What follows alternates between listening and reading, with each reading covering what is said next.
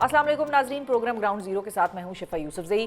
खेल के मैदान के अंदर और बाहर तो भारत मुसलसल फाउल प्ले पर तुला हुआ है, जबकि सिफारती मैदान में अमेरिका के साथ पाकिस्तान के ताल्लुकात में मुसलसल गर्मजोशी दिखाई दे रही है, जिसकी एक वाज़ेह झलक गुज़िश्ता हफ्ते डोनाल्ड ट्रंप से व्हाइट हाउस में मुलाकात करने वाले वज़ीर आज़म शहबाज शरीफ की आज के ट्वीट में नजर आई है, जिसमें उन्होंने ट्रंप के गजा में अमन के लिए पेश किए गए 20 नुकाती एजेंडे की हिमायत कर दी है। दूसरी जानिब अक़वाम मुत्तहिदा जनरल असम्बली इजलास में पाकिस्तानी वफ़द का हिस्सा होने और वज़ीर आज़म की तकरीर खुद लिखने का दावा करने वाली शमा जुनेजो की वहाँ मौजूदगी मुसलसल एक मिस्ट्री बनी हुई है, मुअम्मा बनी हुई है, जिनकी इस इजलास के दौरान इसराइली सफारतकार के साथ मुलाकात और इस पर मबनी ट्वीट एक नए तनाज़े को जन्म दे दिया है। दफ्तर खारजा का दावा है कि शमा जुनेजो पाकिस्तानी वफ़द का हिस्सा नहीं थी और ना ही उनका जिक्र अक़वाम मुत्तहिदा जाने वाले पाकिस्तानी वफ़द को जारी किए गए लेटर ऑफ क्रेडेंस में मौजूद था, जबकि UNGA हुकाम का इसरार है कि शमा जुनेजो को बाकायदा इस हवाले से क्लियरेंस दी गई थी और फॉरेन ऑफिस के कहने पर दी गई, जबकि न्यूयॉर्क से इस मामले पर वज़ीर दिफा ख्वाजा आसिफ और वज़ीर खारजा इसहाक डार के दरमियान तनाज़े की खबरें भी सामने आ रही हैं।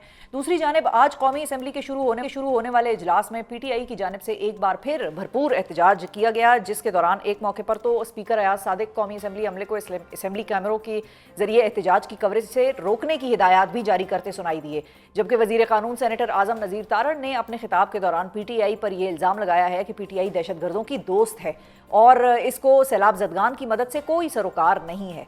ऐवान में इस कशीदगी के माहौल में PTI के MNA इकबाल आफरीदी ने असम्बली फ्लोर पर खड़े होकर अजान भी दी। इसके साथ साथ PTI के सेक्रेटरी जनरल सलमान अकरम राजा ने यह मौक़िफ़ अपनाया कि हुकूमत के साथ मज़ाकरात बामानी होने चाहिए, जिनका कोई मकसद हो, और अगर पहले वाली गलतियों को तर्क करके आगे बढ़ना है तो फिर इस बार बात हो सकती है। ऐवान के अंदर और बाहर अब क्या माहौल है और सलमान अकरम राजा के इशारे की हुकूमत को क्या समझ आ रही है, इस हवाले से गुफ्तगू करने के लिए हमारे साथ मौजूद हैं नून लीग के कौमी असम्बली में चीफ विप और वफाकी वज़ीर बराए पार्लिमानी उमूर डॉक्टर तारिक फजल चौधरी साहब। अस्सलाम वालेकुम डॉक्टर साहब। जी वालेकुम सलाम। थैंक यू डॉक्टर साहब। सबसे पहले तो मुबारकबाद, आप लोगों को एक कामयाब दौरा वज़ीर आज़म साहब का चल रहा है यूनाइटेड नेशंस में, लेकिन ये बताइए आप शमा जुनेजो साहिबा को जानते हैं? जी, सबसे पहले तो जो आपने मुबारकबाद दी है उसका शुक्रिया, लेकिन मैं समझता हूँ कि इस मुबारकबाद की मुस्तहिक पाकिस्तान की कौम है, क्योंकि अल्लाह ताला के फजल से इस वक्त पाकिस्तान की जो हमारी सियासी क़यादत है, जो हमारी अस्करी क़यादत है, वो शहबाज शरीफ साहब प्राइम मिनिस्टर की शक्ल में हों, वो हमारे फील्ड मार्शल सैयद आसिम मुनीर साहब की शक्ल में हों।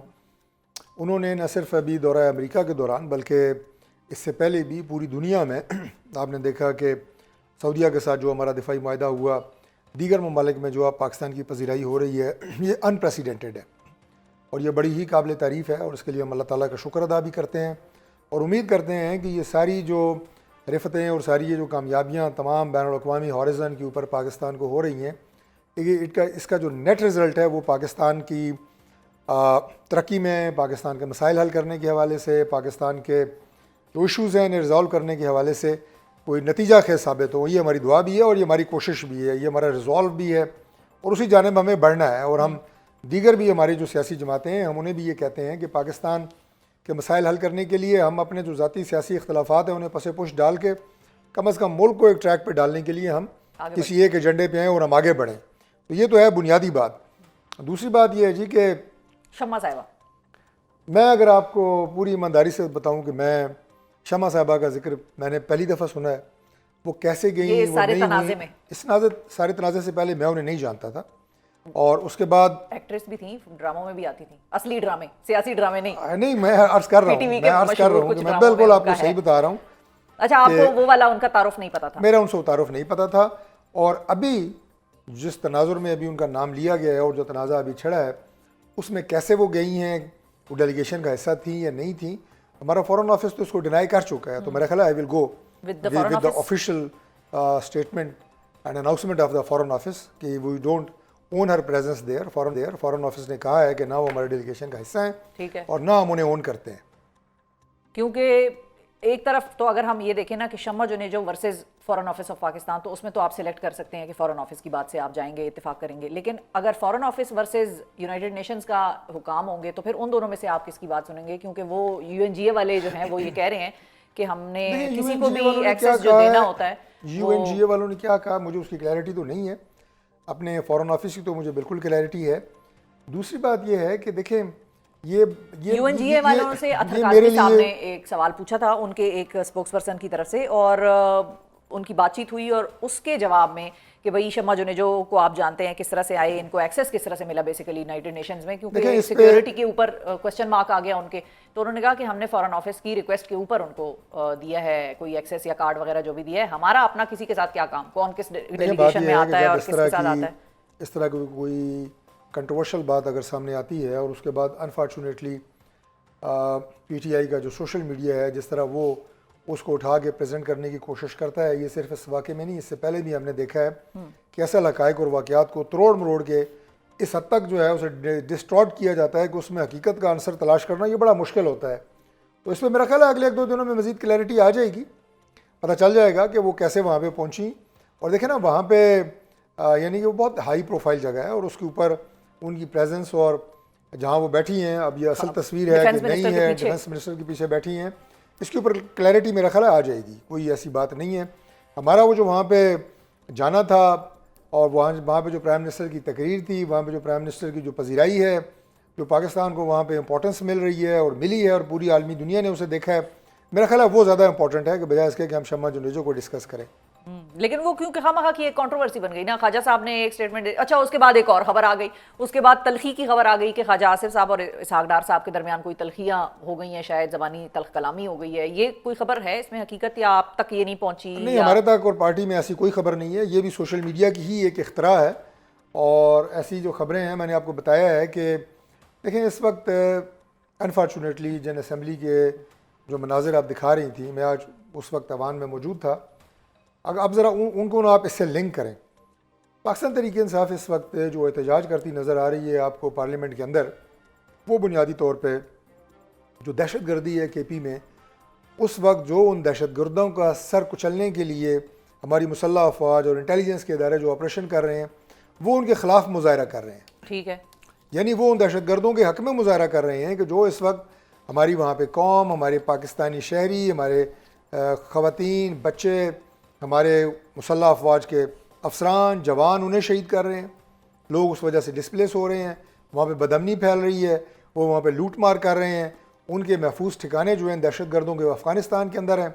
हम एंगेज कर रहे हैं अफ़गानिस्तान को कि आप यहाँ पे जो महफूज ठिकाने हैं आपके मुल्क के अंदर दहशत गर्दों के, उन्हें ख़त्म करें, इनकी सहूलतकारी ख़त्म करें। और यहाँ पर हम एक कंसेंसस पैदा कर रहे हैं कि इन टेररिस्ट के ख़िलाफ़ जो खवारिज हैं इनके ख़िलाफ़ हमने एक मुश्तरका और एक कंसिडर्ड कार्रवाई करनी है और इनका ख़त्मा करना है। अब तहरीक इंसाफ बिल्कुल उसके उल्ट चल रही है, वो क्या कह रही है जी इनसे बातचीत करें, भाई जिसने बंदूक उठाई हुई है, जो गोलियां मार रहा है हमारे इदारों के ख़िलाफ़ और हमारे बच्चों के ख़िलाफ़, उनसे तो आप करें बात, उनसे क्या बात हो सकती है?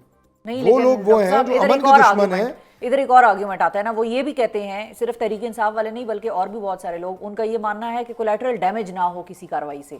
अब अगर हमारे अपने शहरी भी मर रहे हैं और दहशतगर्द भी मर रहे हैं तो क्या हम अपनी शहरियों की जान जाने देंगे? बिल्कुल नहीं जाने देंगे। और अगर हम किसी दहशतगर्दों के खिलाफ कार्रवाई का असल मकसद ही ये है कि कोई जाने ना जाए, हम अपनी, ना हमारे जवानों की, ना हमारे बिल्कुल हम अपने जो सिक्योरिटी इदारे हैं उनके अफसरान और जवानों की भी जाने बचाएं। खामखा क्यों हम अपनी जो है इन जवानों की जाने, और हमारे जो वहाँ पे लोकल आबादी है उनकी भी जाने बचाएं। आप ये बताएं हमारी सिक्योरिटी जो वहाँ पे मौजूद है इस वक्त, सिक्योरिटी इदारे, वो अपनी शहरियों की जाने बचाने के लिए अपनी जानों को नजराने दे रहे हैं, अच्छा, उनको प्रोटेक्ट कर रहे हैं PTI। अब एक और बात मैं आपको बताऊं कि PTI ये जो आप लॉ मिनिस्टर की तकरीर दिखा रहे थे, बुनियादी तौर पर दहशत गर्दों की इनडायरेक्टली अगर आप देखें तो ये सहूलतकारी होगी, PTI कर रही है ना। आप असेंबली में उनके हक में आप दहशत गर्दों के हक में नारे मार रहे हैं, मुसल्लह अफवाज के खिलाफ आप नारे मार रहे हैं, तो सहूलतकारी आप किसकी कर रहे हैं? इंडियन नैरेटिव को आप फ़रोग़ दे रहे हैं। नंबर 2 बात यह है कि जो लोग रियासत के ख़िलाफ़ हथियार उठाए हुए हैं आप उनके साथ खड़े हैं, आप रियासत के ख़िलाफ़ खड़े हैं। तो ये बात जो है ना, ये जो अभी मैं ये शम्मा जुनेजो वाली बात आप कर रही थी, मैंने कहा उसको उससे लिंक करें। अब जो लोग रियासत मुखालिफ हैं उन्हें पाकिस्तान की जो वहाँ पे कामयाबी है वो नज़र नहीं आ रही, शम्मा जुनेजो नज़र आ रही है, उन्हें ये नजर नहीं आ रहा कि पाकिस्तान को ने कहा है कि शम्मा मेरे पीछे जो खातून बैठी है मैं उसको नहीं जानता। मैं उसकी नहीं बात कर रहा, मैं सिर्फ ये अर्ज कर रहा हूँ कि कंपैरिजन करना है ना, कि मेरे लिए ये इंपॉर्टेंट है कि मेरे मुल्क को वहाँ इज्जत मिली है। PTI को तो डॉक्टर साहब पता ही नहीं था, लेकिन वहाँ पे आपको शम्मा जुनेजो तो मीडिया वाले शम्मा जुनेजो फलानी, वो भाई शम्मा जुनेजो जो भी है, तुसी भी तो कह रहे हो मैं हम नहीं जानते, तो अब शम्मा जुनेजो भी मजबूर हो गई बेचारी मासूम हमारी खातून के, वो कह रहा हूँ कागज दिखा रही हैं और वो मेरे लिए इस पूरे इवेंट में important is my country and the respect ठीक गिवन है। To my country. अच्छा, अब कमिंग मेरे लिए बैक, वो टॉपिक ज़्यादा इंपॉर्टेंट ठीक है, हम बात नहीं करते, वो शमाब इशू के ज़्यादा हवाले से जो इंपॉर्टेंट बात है। थी वो हो गई। अब जो दहशतगर्दी के हवाले से हम बात कर रहे हैं, मेरा एक मौक़िफ़ है, उससे आप डिसएग्री भी कर सकते हैं, बाकी भी लोग डिसएग्री कर सकते हैं। कहने को बहुत सारे लोग ये सवाल करते हैं कि 22 तकरीबन या 21 ऑपरेशंस हमारे उन इलाकों में हुए हैं, फुल ब्लोन मिलिट्री ऑपरेशंस हुए हैं, और क्या इस मरतबा जो भी ऑपरेशन हो रहा है, चले टारगेटेड कहते हैं, हम मान लेते हैं टारगेटेड हो रहे हैं, टारगेटेड इस मरतबा के ऑपरेशन के बाद अमन व अमान की गारंटी है? वो कौन दे रहा है गारंटी? और फिर कोई और ऑपरेशन नहीं होगा इसकी गारंटी? नहीं हो सकती ना गारंटी। पहली बात तो ये है शिफा, आपका ताल्लुक खुद केपी से है, कोई नया ऑपरेशन वहाँ पे लॉन्च नहीं किया गया मिलिट्री का जो आप ये कहें कि ये इलाका बड़ा पुरअमन था और यहाँ पे नया मिलिट्री ऑपरेशन लॉन्च किया गया है। जिस इलाके में दहशतगर्द पनाह लेंगे या वहाँ उनकी मौजूदगी हमारे इंटेलिजेंस के इदारे कंफर्म करेंगे, वहीं उनके खिलाफ कार्रवाई होगी। हाँ, ये बात आपने पहले भी की थी। हम उसे एक अपने सिक्योरिटी इदारों की कार्रवाई कहते हैं। ऑपरेशन ये पीटीआई जो है नाम लेती है, जो ऑपरेशन हो रहा है वो भाई जहाँ पे वो दहशतगर्द होंगे उनके खिलाफ कार्रवाई वहीं होगी। उसमें हमारे जवानों की, हमारे अफसरों की कीमती जानों का नुकसान नहीं हो रहा, वो शहीद नहीं हो रहे। अभी मेजर अदनान शहीद देखें, तो ऑल द मोर शेर जैसा एक बेटा, और उनकी आप भी गई होंगी, मैं गया हूँ। एक बात मैं मुकम्मल कर रहा हूँ, भी जानते हैं कि जाहिर है जो अपने बच्चे, मैं कहता हूँ कि उस फैमिली के हौसले को मैं सलाम पेश करता हूँ। नहीं, उनके वालिद साहब की, उसका वालिद वहाँ पे ये बात सुनने के लिए, मुझे खुद उन्होंने कहा कि मैं यहाँ अफसोस लेने के लिए नहीं बैठा, मुबारकबाद लेने के लिए बैठा हूँ अपने बेटे की शहादत की। 31 साल बेटा, आप देखें ज़रा उस, नहीं बिल्कुल, उसकी अपनी बहादुरी देखें, उसकी फैमिली की बहादुरी देखें, और अल्लाह ने उन्हें हिम्मत दी है। ये लोग वहाँ जाने दे रहे हैं, ये लोग लड़ रहे हैं दहशतगर्दों के खिलाफ। तो इन दहशतगर्दों के लिए इतनी सी भी जो हमदर्दी का इजहार करेगा, वो तो रियासत मुखालिफ बयानिया है, वो तो इंडिया के बयानिया की सपोर्ट कर रहा है। दहशतगर्दों के लिए हमदर्दी है, हमदर्दी इन्हीं लोगों के लिए। मेजर अदनान कोई और ना बने, किसी और का बेटा ना बने मेजर अदनान, किसी और के घर में जनाजा ना उठे। देखिए बिल्कुल ये बात ठीक है, लेकिन इसी वजह से डॉक्टर साहब ऑल द मोर वो रीजन कि अफगानिस्तान के साथ एंगेज करना है, बातचीत करनी होगी हमें। हमने अफगानिस्तान के क्योंकि साथ सीज फायर के मामला हमने भारत के साथ भी किए हुए हैं ना, एक दफ़ा नहीं किया, तो हमने सीज फायर कई दफ़ा किया है। हमारे वज़ीर ख़ारजा वहाँ पे गए हैं। मैं तरतीब से आपको तमाम वाक़यात बता सकता हूँ कि अफगानिस्तान के साथ हमारी एंगेजमेंट जो है वो कितनी पॉजिटिव है। अच्छा, मेरा मतलब है कि देखें, पहले हम वहाँ पे चार्ज डी अफेयर होते थे, जो सेकंड एम्बेसडर होते हैं, हमने वो लेवल रेस करके प्रॉपर एम्बेसडर वहाँ पे अपॉइंट किया, उन्होंने अपने सफ़ीर यहाँ पे भेजे। उसके बाद जो हमारे दीगर इस्लामी ममालिक के साथ रबते हैं, जो अफ़गानिस्तान साथ के भी रबते में हैं, हम वो डायरेक्ट इनडायरेक्ट तमाम चैनल चला रहे हैं। हम कब ये चाहते हैं कि हमारे पड़ोस में एक मुल्क बैठा हुआ है और हमारे उससे ताल्लुकात ख़राब हों। बॉर्डर हमारा 2000 किलोमीटर है, फेंस्ड है, लेकिन वो फेंस काटी जा सकती है, दरअंदाजी होती है, फेंस काटते हैं, अंदर आ जाते हैं, यहाँ कार्रवाइयाँ करते हैं, फिर वापस चले जाते हैं। हमें नहीं पता इस बात का, एक एक उनकी कार्रवाई का, एक एक रूट का सारा इंटेलिजेंस के इदारों को पता है। तो हम अगर वहाँ पे इदारे, हमारे जो सिक्योरिटी के इदारे बैठे हैं या कार्रवाइयाँ कर रहे हैं, वो क़याम अमन के लिए कर रहे हैं। वो कब ये चाहते हैं कि वहाँ पर टेंशन ज़्यादा हो। लेकिन ये जो लोग हैं वहाँ पे, कोई जो खवारिज है, ये आपका क्या ख्याल है, कोई इस्लाम के लिए वहाँ कार्रवाइयाँ कर रहे हैं? किसी का मजहब से कोई ताल्लुक ही नहीं है इनका। ये सारा वहाँ पे स्मगलिंग है, लूट मार है, उनके अपने ज़ाती फ़ायदे हैं, पाकिस्तान के खिलाफ एजेंडे हैं, इंडिया स्पॉन्सर्ड प्रॉक्सीज हैं। इंडिया मार्का हक में मार खाने के बाद अब वो अपनी प्रॉक्सीज के जरिए पाकिस्तान के केपी में, बलूचिस्तान में DLA के जरिए वो सपोर्ट कर रहा है। अभी तो उनको क्रिकेट के मैदान में ये एक्सप्रेशन की समझ नहीं आ रही है क्या करना है। क्रिकेट के मैदान में पहली दफ़ा ऐसा हुआ है बैनुल-अक़वामी सतह के ऊपर कि किसी मुल्क ने इस भौंडे तरीके से खेल के मैदान में सियासत को इन्वॉल्व किया हो, उस पर इतना एक्सपोज हुआ हो, उसके जहन का छोटापन जो है वो यहाँ पे नज़र आया है। यानी entirely it's again the sportsman spirit. तो इंडिया जो है वो मार्का हक में भी ख्वार हुआ है, बेइज्जत हुआ है, और ये खेल के मैदान में भी मैच जीत जाना, मैच में वो हार और जीत जो होती है, ये कोई इज्जत बेइज्जती नहीं होती। बेइज्जती वो है जो उनका रवैया रहा है तीनों मैचों में, और उसके बाद एंड पे उन्होंने ट्रॉफी भी नहीं ली, और उसके बाद जनाब एक्टिंग करके हवा में जो है वो ऐसे कर रहे हैं जैसे ट्रॉफी उछाल रहे हैं, तो वो तो बिल्कुल मस्खरे लग रहे हैं। अच्छा, ये बताइए, अब अख्ताम की तरफ हम चल रहे हैं। डॉक्टर साहब, सलमान साहब ये कहते हैं कि अगर मायने खेज मज़ाकरात हों, बातचीत हो, और माजी की गलतियाँ ना दोहराई जाएं, तो फिर उसके ऊपर सोचा जा सकता है। इसके ऊपर आपका क्या टेक है? देखें जी, बात यह है कि पाकिस्तान जिन चैलेंजेस से और जिन मराहल से गुजर रहा है, पाकिस्तान आगे बढ़ रहा है, पाकिस्तान ने तरक्की करनी है। पाकिस्तान के पास जो विंडो ऑफ अपॉर्चुनिटी पैदा हुई है उसमें इंशाल्लाह ताला हमने इससे फ़ायदा उठाना है। और जो सलमान अकबर राजा साहब ने जो बात की है, आए इसमें अपना हिस्सा डालें। बातचीत पाकिस्तान की 5-6 चीज़ें हैं। सबसे पहले बात करें जी कि पाकिस्तान के दिफा के लिए हम इकट्ठे हैं, मैशत की तरक्की के लिए इकट्ठे हैं, इंटरनल एक्सटर्नल सिक्योरिटी के लिए हम इकट्ठे हैं, क्लाइमेट के लिए हम इकट्ठे हैं, पाकिस्तान की फॉरेन पॉलिसी के लिए हम इकट्ठे हैं। आए ये 4-5 चीज़ों तो ऐसी है ना जिनके ऊपर तो मैं कहता हूँ कि अगर आप ये कहते हैं कि हम पाकिस्तानी हैं या हम मुहब्बे वतन हैं, मैं नहीं कहता आप नहीं हैं, अगर आप ये दावा रखते हैं, इसके ऊपर तो कोई आपस में वो नहीं है। आपके दोस्त कहते हैं ना, आपके मतलब साथी कहते हैं ये दोस्त हैं, दहशतगर्दों के नहीं, दोस्त हैं। दहशतगर्द जो आज उन्होंने असेंबली में किया, मैंने भी आपको ये कहा अच्छा, ठीक कि है। ये आप जाने अनजाने में दहशतगर्दों की सहूलतकारी कर रहे हैं, आपका ये अमल उनको फ़ायदा दे रहा है। पाकिस्तान की अवाम के अंदर आप गलतफहमी पैदा कर रहे हैं कि वहाँ पे वो मिलिट्री ऑपरेशन हो रहा है। कतई नहीं, उनके खिलाफ कार्रवाई करना वो कोई भी रियासत होगी वो करेगी। वो रियासत के खिलाफ लड़ रहे हैं, वो रियासत को कमज़ोर करना चाहते हैं, और आप अगर उनका साथ देंगे तो आप भी रियासत को कमज़ोर करना चाहते हैं। लेकिन इनके जो सोशल मीडिया हैंडलर्स हैं, लेट मी से दैट, वो रियासत के खिलाफ दहशतगर्द बंदूक उठाएं, वो उनके साथ हैं। इंडिया रियासत के खिलाफ लड़े, वो उनके साथ हैं। इमरान खान ट्वीटें करे रियासत के खिलाफ, वो उनके साथ हैं। इंडिया के मामले पे तो उन्होंने आप लोगों को सपोर्ट किया है डॉक्टर साहब, नहीं किया है, पाकिस्तान को support किया है। लेकिन मैं अब कहना मतलब नहीं उसकी चाहता, तो तारीफ मैं की है आप कहना लोगों नहीं के लोगों ने चाहता। फ्लोर ऑफ द हाउस नहीं, पे कि इन्होंने बड़ा अच्छा जो किरदार अदा किया। इंडिया और के सारा। मामले में पूरी कौम मुत्तहिद हुई है, उसमें वो लोग भी हैं, मैं उसे अप्रिशिएट करता हूँ, मैं वो नहीं कह रहा।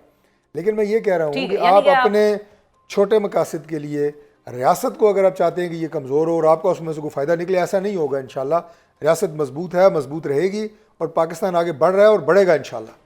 बहुत शुक्रिया अदा करेंगे डॉक्टर तारिक फजल चौधरी साहब। नाजरीन हमारे साथ मौजूद थे, आपने डॉक्टर साहब का मौक़िफ़ सुना और मुख्तलिफ कंट्रोवर्सीज जो इस वक्त पाकिस्तान है, चाहे वो ऐवान के अंदर की हों, ऐवान के बाहर की हों, क्रिकेट की हों, सब पर डॉक्टर साहब का आपने एक भरपूर मौक़िफ़ सुना। और प्रोग्राम के इस हिस्से में हम अक़वाम मुत्तहिदा जनरल असम्बली इजलास के दौरान सामने आने वाले तनाज़े पर ज़रा बात करेंगे, जो डॉक्टर शम्मा जुनेजो की वहाँ मौजूदगी और उनकी इसराइली सफारतकार से मुलाकात की तस्वीर से मुतल्लिक है।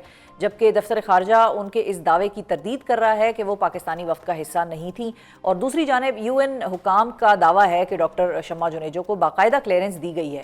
असल माजरा क्या है और इस तनाज़े ने कैसे जन्म लिया, इस हवाले से क्या अपडेट्स हैं, क्या तफसीलात हैं। हमारे साथ न्यूयॉर्क से मौजूद हैं अनस मलिक, जो कि एशिया वन न्यूज़ के ब्यूरो चीफ पाकिस्तान हैं। अस्सलाम वालेकुम अनस, बहुत शुक्रिया आपने वक्त निकाला। अनस, सबसे पहले तो ये बताएं कि ये जो डॉक्टर शम्मा जुनेजो की UNGA में पाकिस्तानी वफ़द के एनक्लोजर में मौजूदगी का तनाज़ा खड़ा हुआ है, तो इसकी बुनियाद क्या बनी है?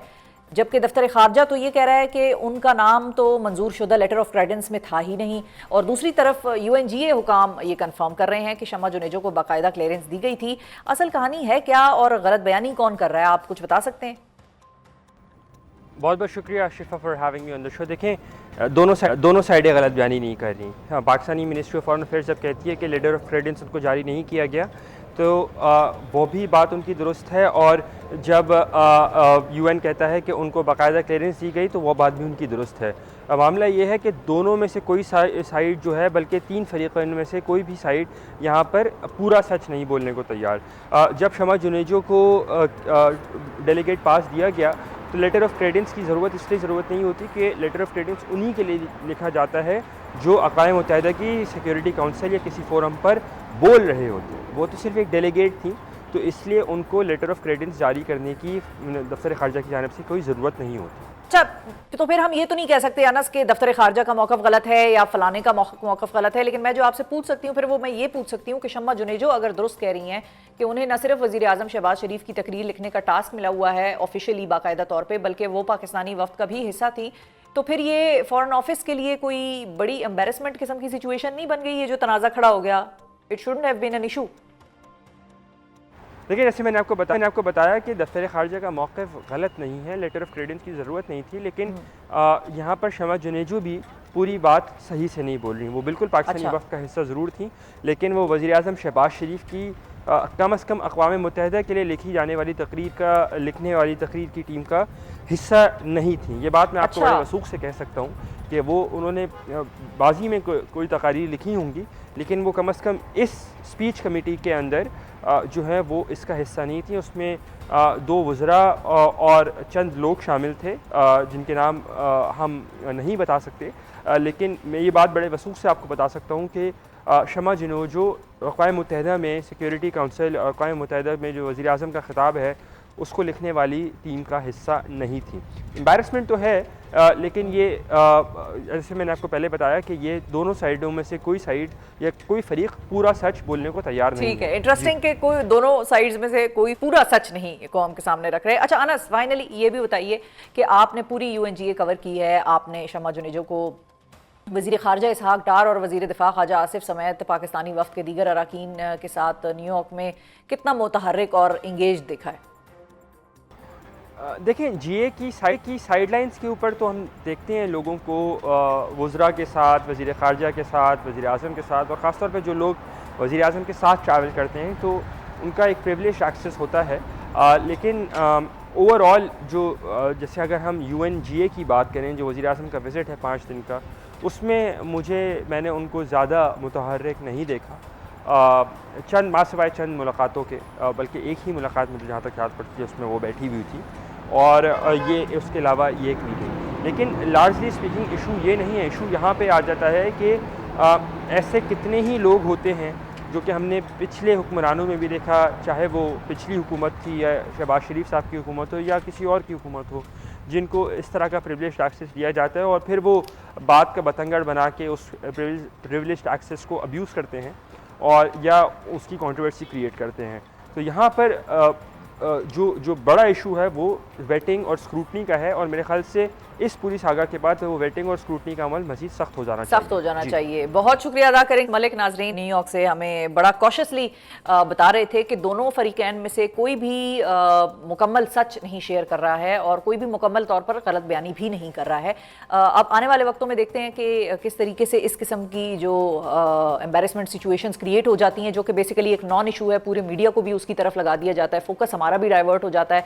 इन चीज़ों को किस तरह से अवॉइड किया जा सकता है, और तारिक फजल चौधरी साहब ने भी, आपने सुना कि उन्होंने भी ये कहा कि इस इशू को मजीद अप्रूव करेंगे हम कि ये क्या मामला हुआ, क्या माजरा हुआ।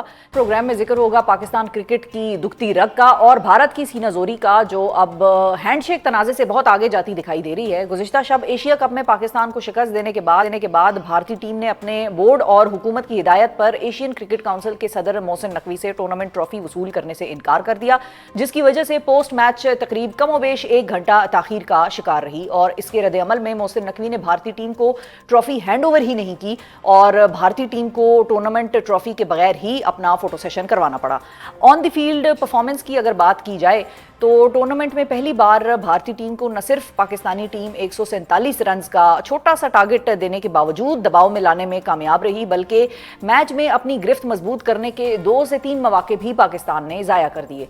महज 33 रन्स के अंदर पाकिस्तान के 9 खिलाड़ी कैसे आउट हुए, बॉलिंग में कहां कहां गलत तब्दीलियां हुई और सलमान अली आगा की पहेली कैसे सॉल्व होगी, इसी हवाले से बात करने के लिए हमारे साथ मौजूद हैं सीनियर क्रिकेट एनालिस्ट और क्रिकेट इंसाइक्लोपीडिया के नाम से जाने जाते हैं मिर्जा इकबाल बेग साहब। अस्सलाम वालेकुम मिर्जा साहब।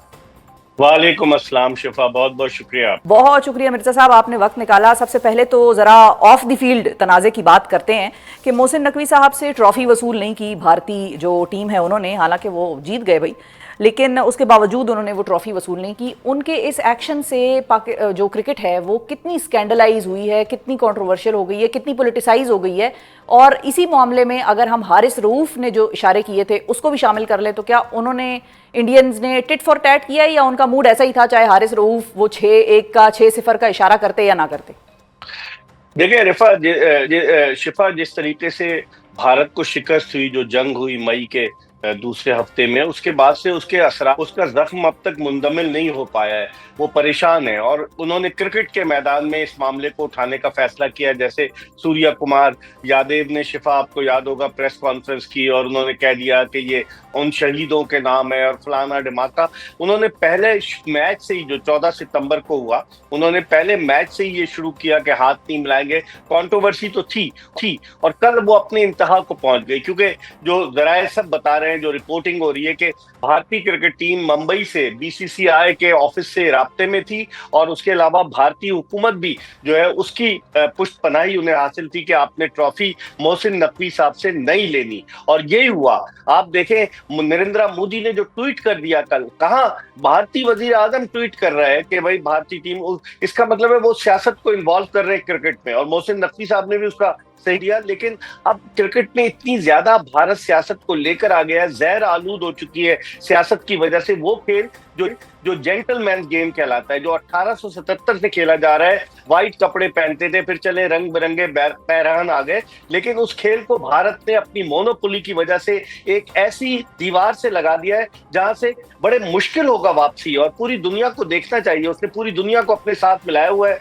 जो बड़े बड़े क्रिकेट बोर्ड्स हैं, चाहे ऑस्ट्रेलियन बोर्ड हो, चाहे वो England and Wales cricket board हो, अफगानिस्तान का बोर्ड हो, श्रीलंका का बोर्ड हो, तो वो अपनी हठधर्मी और अजारादारी की वजह से इस तरह की चीजें कर रहे हैं। मैंने अपने करियर में कभी आज तक नहीं देखा कि कोई टीम ट्रॉफी जीती हो और लेने से इनकार करे। उनके खिलाड़ी इत्मीनान से घास पर बैठे हुए सेल्फी बना रहे थे, वीडियो बना रहे थे, और पोडियम पर जो डिग्नेटरीज थी वो उनका इंतजार कर रही थी। ये कौन सा क्रिकेट जेंटलमैन्स गेम है? मेरे ख्याल में इस हवाले से पाकिस्तान को आईसीसी में अच्छा मिर्जा साहब, ना सिर्फ वो चाहिए। ट्रॉफी लेने से इनकार करें बल्कि वो इस बात का इसरार भी करें कि हमें ट्रॉफी फिर भी दी जाए। हाँ, वो ये ना कि मतलब पट भी वो कहते हैं ना कि चिट भी मेरी पट भी मेरी, वो हर तरह से वो हर चाह रहे कि उन्हीं की अजारादारी रहे। अच्छा, तो अब मिर्जा साहब ये जो एक बात हम सुन रहे हैं कि बीसीसीआई जो है बाकायदा अब इस बात की शिकायत लेकर आईसीसी के पास जा रही है। ये जो मामला है शिकायत, और वो होते हैं ना हमारे स्कूलों में हुआ करते थे शिकायती टट्टू किस्म के लोग, वो हर चीज के ऊपर हम बात कर रहे हैं तो भाई वो क्लास के टीचर को शिकायत लगाएंगे, लेकिन खुद वो क्लास में बातें गपशप लगा रहे हो तो उसकी उनको माफी है। तो अब ये जो शिकायतनामा होगा, इसको आप किस तरफ जाते देख रहे हैं? आपने बड़ा सही लफ्ज इस्तेमाल किया, शिकायती टट्टू। वाकई में भारतीय जो है वो इसी तरह के होकर रह गए, और उसकी वजह ये कि एक तो वो खुद गलती कर रहे हैं, और दूसरे वो जाकर के किसके पास शिकायत लेकर जाएंगे? जो आईसीसी है वो कौन है? इंडियन क्रिकेट काउंसिल है ना। भारत का जो जय शाह है वो आईसीसी के चेयरमैन, भारती संजोग गुप्ता वो आईसीसी के चीफ एग्जीक्यूटिव, और फाइनेंस डायरेक्टर आईसीसी के डायरेक्टर, मीडिया सीईओ, मतलब सारे लोग तो भारतीय हैं। तो फिर किसके पास शिकायत लेकर जा रहे हैं? अपने ही लोगों के। मेरे ख्याल में भारत ने इसको जहर आलूद कर दिया क्रिकेट को। अब मोनोपोली अपनी ले आया है, अपनी सियासत ले आया है, जिससे अब दीगर ममालिक को खड़े होना चाहिए। मेरे ख्याल में नवंबर में इजलास होगा आईसीसी का, और पाकिस्तान क्रिकेट बोर्ड को भरपूर अंदाज से। बिल्कुल सही है।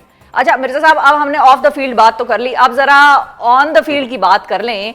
मैच जो पाक भारत था उसकी शुरुआत तो बड़ी ही अच्छी हुई मैं कहूंगी, और ऐसा लगा कि आज पाकिस्तान जो है वो कुछ धोखा सा दे देगा। अदरवाइज तो हम अनप्रिडिक्टेबल है ना हमें, लेकिन कुछ अरसे से हम इतना प्रिडिक्टेबल हैं कि हमें समझ में आ जाता है कि भाई पाकिस्तान ने फला मैच जो है नहीं जीतना या बड़ा मुश्किल होगा। तो पाकिस्तान ने स्टार्ट में इतनी अच्छी कारकर्दगी दिखाई कि हमें लगा कि शायद आज तो पाकिस्तान धोखा ही दे जाएगा और हमें बाकायदा सेलिब्रेटरी मोड में दाखिल कर लेगा। अब दोनों हमारे जो ओपनर्स थे उनके अलावा पावर मिडिल और लोअर मिडिल ऑर्डर सिर्फ 33 रन पर सिमट गया, जबकि 113 के स्कोर पर पाकिस्तान का सिर्फ एक आउट था।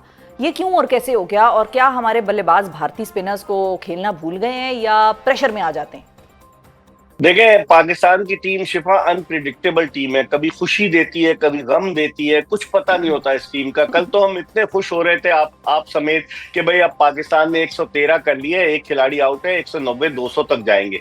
उसके बाद 146 पे आउट होने के बावजूद हमने 20 रन पर उनके 3 टॉप के प्लेयर अभिषेक शर्मा, सूर्य कुमार यादव और शुभमन गिल को आउट कर लिया। तो हम समझ रहे थे कि अब हम आ जाएंगे, लेकिन फिर गलतियां, और दरअसल टीम का सिलेक्शन प्रॉपर नहीं था, सिलेक्शन कमेटी का कोई सरबराह नहीं है। आप दिलचस्प बात देखें, अकाउंटेबिलिटी किसी की होगी? जो कोई सरबराह होगा वो जिम्मेदारी कबूल करेगा। कोई सिलेक्शन कमेटी का सरबराह नहीं है। आकिब जावेद गैर एलानिया चीफ सिलेक्टर है, और सिलेक्शन कमेटी में अजहर अली, असद शफीक और अलीम डार शामिल है। तो पाकिस्तान का टीम का सिलेक्शन प्रॉपर नहीं था, और फिर सबसे बढ़कर हमारा कप्तान, जिसकी 11 रुकनी टीम में जगह नहीं बनती और वो कप्तानी कर रहा है, वो भी इतना खौफजदा है कि वो बॉलिंग ही नहीं करने आया। जब भारत के 2 left handed batsman Tilak Varma और शिवम डुबे बैटिंग कर रहे थे तो ऑफ स्पिनर की जरूरत होती है। फिर सबसे बढ़कर उसने मोहम्मद नवाज से सिर्फ 1 ओवर कराया। आप अंदाजा लगाएं, ये वही मोहम्मद नवाज है जिसने आपको 3 मुल्की क्रिकेट सीरीज जितवाई थी जब अफगानिस्तान को हमने फाइनल में हराया था। इस पूरे टूर्नामेंट में सलमान अली आगा ने मोहम्मद नवाज से सिर्फ 12 ओवर्स कराए, कल 1 ओवर कराया। और आप अंदाजा लगाएं, जो आपका मेन बॉलर है, आपका हेड कोच कहता है कि हमारा ये दुनिया का बेहतरीन बॉलर है, आप उससे बॉलिंग नहीं करा रहे, तो इससे उनका वैसे मिर्जा साहब आर्गुमेंट ये है कि दोनों लेफ्टीज जो हैं वो बैटिंग कर रहे थे, और वो खुद नवाज भी लेफ्टी हैं, तो इसलिए मैच वो खुद क्यों वो खुद क्यों नहीं करने बॉलिंग के लिए आए? ऑफ स्पिनर जो है वो लेफ्ट हैंडेड बैट्समैनों के लिए तो मुश्किलात पैदा करता है। चले लेफ्टी आउट हो गए थे बीच में, पहले कहीं नहीं इस्तेमाल किया। हुसैन तलत जो मैन ऑफ द मैच हुआ बांग्लादेश के खिलाफ, उससे आपने बॉलिंग नहीं कराई। आपने फहीम अशरफ से 3 ओवर्स ऑन अ ट्रॉट करा दिया, हालांकि 2 ओवर्स कराते। बहुत सारी गलतियां की हैं कप्तान ने आपके, और ये कप्तान इस टीम में डिजर्व नहीं करते। 11 रुकनी टीम में उनकी वजह से पूरा बैटिंग ऑर्डर डिस्टर्ब हो गया है, उनकी वजह से टीम का कॉम्बिनेशन इतना अच्छा नहीं रहा। कौन लेकर आया इसको कप्तान? लास्ट ईयर नवंबर में सलमान अली आगा ने अपना T20 डेब्यू किया और पाकिस्तान के कप्तान बन गए। म्यूजिकल चेयर का गेम जारी है शिफा पाकिस्तानी टीम में कप्तान का। कभी शाहीन आफरीदी, उसके बाद बन जाते हैं बाबर आजम, उसके बाद बन जाते हैं मोहम्मद रिजवान, उसके बाद बन जाते हैं सलमान अली आगा। तो ये म्यूजिकल चेयर का गेम तब खत्म होगा, और फिर 4 महीने बाद T20 वर्ल्ड कप होने वाला है फरवरी में भारत अच्छा, और वैसे श्रीलंका। इसी वाले से मैं आपसे सवाल पूछ लेती हूँ मिर्जा साहब के सलमान आगा ने रन्स बनाए हैं टोटल 60, तो ये अब आपको 72 रन 72 हाँ। जी, तो अब ये जो 72 रन वाला कप्तान है, ये आपको आगे कंटिन्यू करता नजर आ रहा है, आपको लगता है कि बस घर ही जाएंगे? बज़ाहिर तो मुझे लगता है कि अब इनकी जो है ना वो इनको फारिग किया जाएगा, बज़ाहिर यही लग रहा है। लेकिन ये अलग बात है, ये पाकिस्तान है, आपको पता है, यहाँ कहीं भी किसी की भी बड़ी पर्ची आ जाए तो और देन हुज नेक्स्ट? अगर मिर्जा साहब अगर ये घर जा रहे हैं तो फिर बासित साहब तो कह रहे हैं, बासित अली साहब तो कह रहे हैं कि शाहीन अफरीदी को कप्तान बना दें। आम ओपिनियन यही है, क्योंकि ये बाबर और रिजवान को तो इन्होंने खुद निकाला है ना इस सिलेक्शन कमेटी ने। कैसे उसको कप्तान बना के ले आएगी रिजवान को? हालांकि रिजवान वनडे के व्हाइट बॉल के कप्तान है, लेकिन मुझे ये लग रहा है कि जिस तरीके से शाहीन आफरीदी ने परफॉर्म किया है और जो उसके साथ ज्यादती हुई कि उसको सिर्फ 5 T20 के लिए न्यूजीलैंड कप्तान बनाकर भेजा गया, वहां सीरीज हार गया और उसके बाद उसको फारिग कर दिया गया। तो मेरे ख्याल में इस वक्त, और लाहौर कलंदर्स को भी उसने जितवाया है, इस वक्त सबसे अच्छा कैंडिडेट वही साबित हो सकता है। ठीक है। अच्छा, और मिर्जा साहब ये बताएं, अब बल्कि मैं आपसे एक पहेली पूछती हूँ। वही पहेली ये है कि उस बल्लेबाज का हमने क्या करना है जो इस टूर्नामेंट में 4 दफा मिर्जा साहब 0 पर वो आउट हुए। अब ये नाम बताएं कि वो कौन से हैं। उसने 37 रन स्कोर किए टोटल, साइम अयूब ने, और वो 4 मरतबा इस टूर्नामेंट में 0 पर आउट हुए। और हम तो ये समझे, जिस तरह उन्होंने बैटिंग की थी ना ऑस्ट्रेलिया में, साउथ अफ्रीका में, हम समझे कि पाकिस्तान को एक और लेफ्ट हैंडेड सईद अनवर मिल गया। लेकिन वो बैटिंग छोड़कर, कहते कौवा चला हंस की चाल अपनी भूल गया, वो बैटिंग छोड़कर बॉलर बन गए। और अब हम लोग कह रहे हैं कि पाकिस्तान को सईद अनवर तो नहीं मिला, अलबत्ता सईद अजमल जरूर मिल गया। अब इनका क्या करना है? वैसे इनको अभी रखना है, क्योंकि ये बॉलिंग करके टीम में जगह अपनी बनाने की कोशिश कर रहे हैं, लेकिन इनका जो मेन काम है, इनका जो मेन ऑब्जेक्टिव है, वो पाकिस्तान के लिए रन स्कोर करना है। अब उसको 1 डाउन पोजीशन पर ले आए हैं। पहले फखर 1 डाउन पे आ रहे थे, साइम अयूब नीचे आ गए। कॉन्फिडेंस इनको दें, टैलेंटेड प्लेयर है, आगे जा सकता है, ये कर सकता है पाकिस्तान के लिए।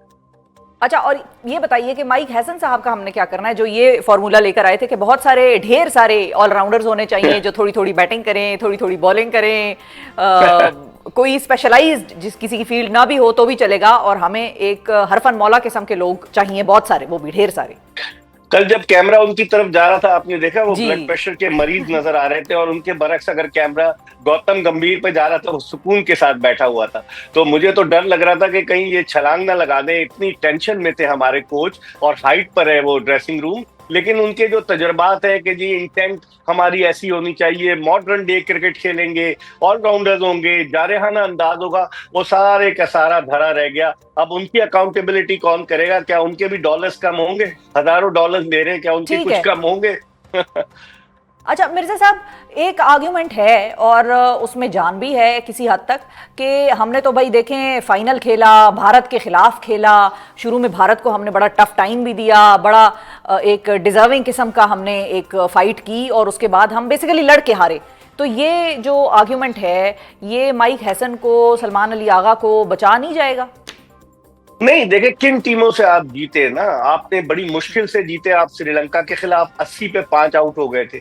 आप बड़ी मुश्किल से जीते बांग्लादेश के खिलाफ, जिससे आप 11 रन से फतह आपने हासिल की। तो आपने कौन सी कोई गैर मामूली कारकर्दगी दिखा दी? ये टीमें तो पाकिस्तान से रैंकिंग में नीचे हैं। अगर आप किसी टफ टीम को हराते तो फिर बात थी ना। तो ये आर्गुमेंट इतना सही नहीं है, और हमें तो लाले पड़ सकते हैं आइंदा के लिए, क्योंकि हमारी टीम जो है 7वें 8वें नंबर पर आ गई T20 की आलमी रैंकिंग में। तो वो टीम जिसने रूल किया T20 क्रिकेट में, सरफराज अहमद कप्तान थे, हमने 2009 में यूनुस खान की कप्तानी में T20 वर्ल्ड कप जीता, इतने सारे T20 वर्ल्ड कप के सेमीफाइनल सेमीफाइनल, फाइनल तक पहुंचे, अब ये हाल हो गया उस टीम का। तो इसके लिए सोचना पड़ेगा अरबाब इख्तियार को कि इस टीम को कैसे सेट किया जाए। अच्छा मिर्जा साहब, फाइनली जाते जाते ये बताइए कि अब साउथ अफ्रीका ने आना है पाकिस्तान टेस्ट खेलने के लिए, टेस्ट सीरीज हैं, उसके बाद फिर व्हाइट बॉल क्रिकेट भी खेली जाएगी, उसमें आप क्या देख रहे हैं, क्या होता नजर आ रहा है आपको? आप सर्जन का पूछेंगी तो बड़ा मैं एहतियात के साथ उसका जवाब दूंगा कि सर्जन तब्दील होता है कि नहीं होता, लेकिन जो क्रिकेट के हालात है उन हालात में तो पाकिस्तान क्रिकेट बिल्कुल एक ऐसी गहरी खाई में जा गिरी है जहां से निकलना मुश्किल हो जाएगा। शिफा, हफ्ते 13 दिन के बाद पहला टेस्ट मैच 12 अक्टूबर से शुरू हो रहा है। कहीं ये ना हाँ, कहीं ये ना हो कि हम सारे गम भुलाकर उधर लग जाएं और फिर वही लोग पुरानी तनख्वाह पर काम करने लग जाएं। बहुत शुक्रिया अदा करेंगे मिर्जा इकबाल बेग साहब। नाजरीन हमारे साथ मौजूद थे। बड़ा कैंडिड हमेशा डिस्कशन होती है मिर्जा, और आपने देखा कि वो भी उतने ही दुखी हैं, लेकिन मेरा ख्याल है मिर्जा साहब को पिछले कुछ अरसे से आदत हो गई है ये दुख झेलने की। हमारे लिए, कौम के लिए यकीनी तौर पे ये जरा एक मुश्किल मरहला है जो कि हजम करना एक यकीनी तौर पर डाइजेशन की गोलियों के साथ खाना होता है। अब देखना होता है मैच पाकिस्तान का, लेकिन अल्लाह खैर करे, उम्मीद पे दुनिया कायम है। इसी एक आखिरी नोट के साथ आज के प्रोग्राम से मैं चाहूंगी आपसे इजाजत। अपना बहुत ख्याल रखिए, हमें और पाकिस्तान को और पाकिस्तान की क्रिकेट टीम को दुआओं में याद रखिए। अल्लाह हाफिज।